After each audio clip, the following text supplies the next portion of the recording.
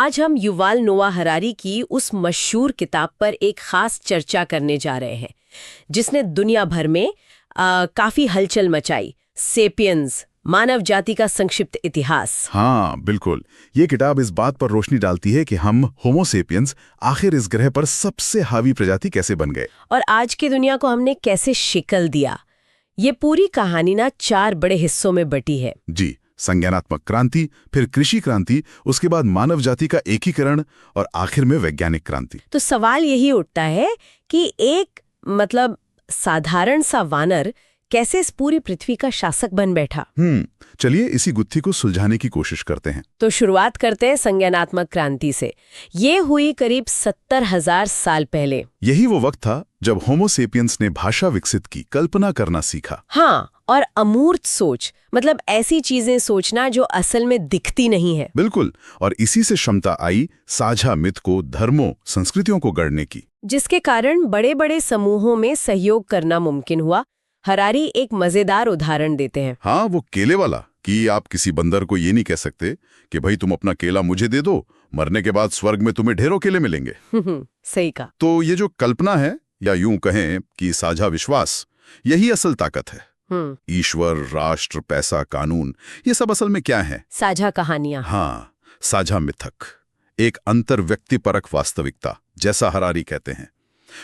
ये चीजें इसलिए वजूद में हैं क्योंकि हम सब उन पर यकीन करते हैं, और इसी वजह से हम दूसरे मानवों जैसे निएंडरथल से आगे निकल गए। बिल्कुल, बेहतर संचार, ज्यादा लचीलापन और बड़े समूहों में एक साथ काम करने की काबिलियत। अच्छा, फिर इसके बाद आई कृषि क्रांति, लगभग 10,000 साल पहले। हाँ, जब इंसान शिकारी संग्राहक से किसान बन गया, बस्तियां बसने लगीं, खेती शुरू हुई, निजी संपत्ति का कॉन्सेप्ट आया, और फिर राजा उभरे, समाज में ऊंच नीच बढ़ी। आबादी तो बहुत तेजी से बढ़ी, लेकिन हरारी कहते हैं कि शायद जीवन की गुणवत्ता गिरी। बीमारियां ज्यादा फैली, मेहनत बढ़ गई, खान पान भी शायद उतना विविध नहीं रहा। वो इसे विलासिता का जाल कहते हैं। बिल्कुल, एक ऐसा जाल जिसमें इंसान बेहतर जिंदगी की उम्मीद में फंसा और फिर निकलना मुश्किल हो गया। दिलचस्प है। सच तो ये है, एक तरह से देखें तो गेहूं ने हमें पालतू बना लिया, ना कि हमने गेहूं को। हाँ, ये सोचने का एक अलग नजरिया है। यहीं से जमीन की मिल्कियत, पितृसत्ता, बड़े बड़े साम्राज्य, इन सब की नींव पड़ी। सभ्यता तो बनी, लेकिन कीमत चुकानी पड़ी। हाँ, दुख और असमानता भी बढ़ी। एक बहुत बड़ा लेन देन था ये।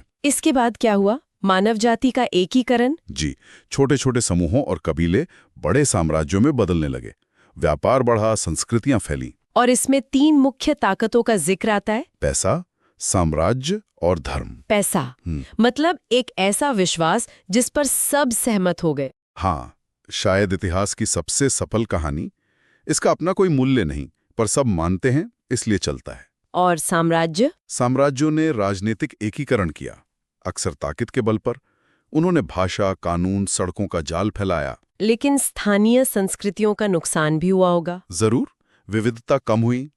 और तीसरी ताकत थी धर्म, जिसने नैतिक व्यवस्था दी, लोगों को जोड़ा। हाँ, जीववाद से शुरू होकर बहुदेववाद, फिर एकेश्वरवाद, और अब जिसे हम मानवतावाद कह सकते हैं, जहां इंसान केंद्र में है, जैसे लोकतंत्र, मानवाधिकार, ये सब। बिल्कुल। और फिर सबसे आखिर में पिछले लगभग 500 सालों में वैज्ञानिक क्रांति। ये क्रांति शुरू हुई एक एहसास से कि हम बहुत कुछ नहीं जानते, अज्ञानता की स्वीकृति। हाँ, और इसी ने ज्ञान की खोज की प्यास जगाई। फिर तो तेजी से बदलाव आए। विज्ञान, तकनीक, पूंजीवाद, साम्राज्यवाद, औद्योगिक क्रांति ने तो सब कुछ बदल कर रख दिया। अगर इसे हम पूरी तस्वीर से जोड़ें तो वैज्ञानिक ज्ञान का इस्तेमाल हुआ शक्ति बढ़ाने में, नए हथियार बने, नक्शे बने, जहाज बने।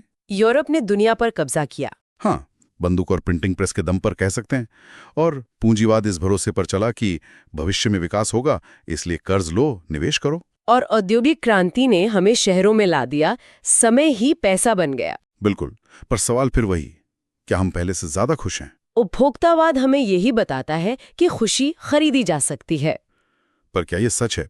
ये एक बड़ा सवाल है। तो कुल मिलाकर हमने देखा कि कैसे कहानियों ने हमें सहयोग करना सिखाया, कैसे कृषि एक तरह का जाल साबित हुई, कैसे पैसा, साम्राज्य और धर्म ने हमें जोड़ा और बांटा भी, और कैसे विज्ञान ने हमें अभूतपूर्व, पहले कभी ना सोची गई शक्ति दे दी है। हरारी भविष्य की ओर भी इशारा करते हैं, होमो डेयस की बात करते हैं। हाँ, कि इंसान शायद अब जीवन और बुद्धि को खुद डिजाइन करने वाला देवता बन जाए। एआई, जेनेटिक इंजीनियरिंग, अमरता भी संभव हो सकती है। शायद। लेकिन क्या तब जीवन का अर्थ वही रहेगा? और क्या हम वाकई उन पुराने शिकारी संग्राहकों से ज्यादा खुश और संतुष्ट हैं? ये सवाल बार बार आता है। और अंत में सोचने के लिए एक विचार छोड़ जाते हैं सबके लिए। जी। जब हम ऐसी बुद्धिमत्ता बना रहे हैं जो शायद हमसे भी ज्यादा स्मार्ट हो, तो हमारी इन साझा कहानियों का, इन मिथकों का क्या होगा जिन पर हमारी पूरी सभ्यता, हमारा समाज टिका हुआ है?